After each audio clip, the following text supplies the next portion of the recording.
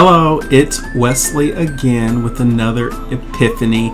Today we're talking about how to assess without a test.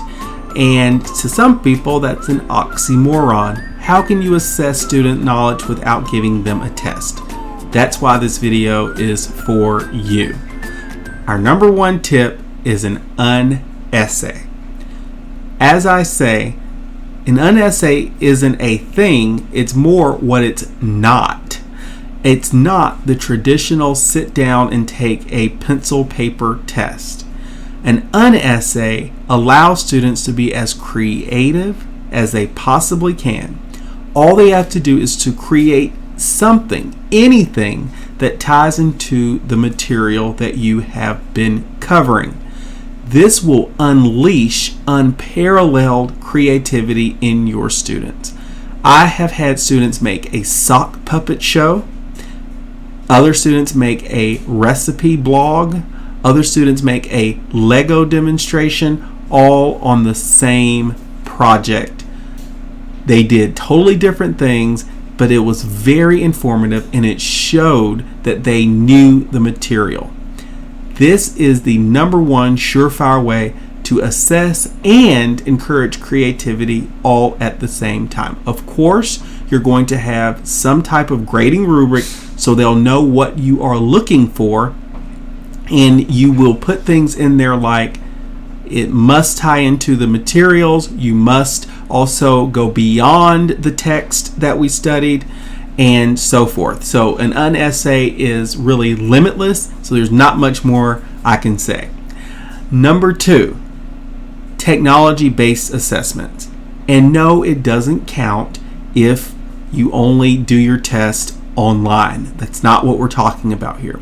Technology-based assessment, it means that your students create something with technology. Maybe it's a movie trailer. Maybe you let them use technology like cameras and go and capture things around the school and write about how they relate to whatever you are testing them over.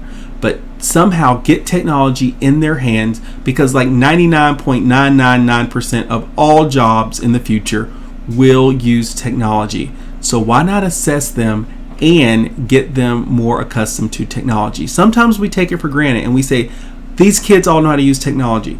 They don't know how to use technology in sometimes more productive ways. They know how to play games, they know how to text, but let's get them using technology and creating and connecting to what they're learning.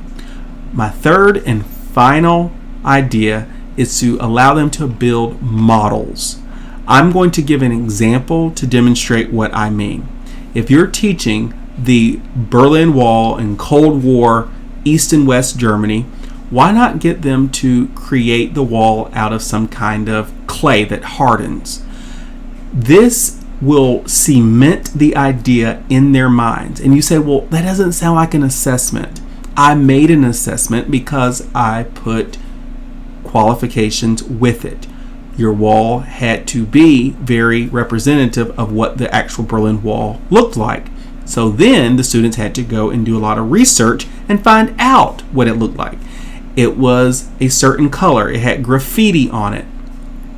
The graffiti was political statements. So they made graffiti on their model walls to represent political statements about the Cold War.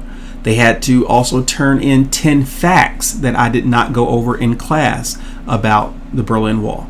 So this is an assignment that will get kids up out of their seats, that tactile learning that they desire and crave, and you have gotten in your assessment and that accountability piece. Y'all, assessments don't have to be painful. Thanks for tuning in for another Epiphanies with Teach This Teacher, because teachers need teaching.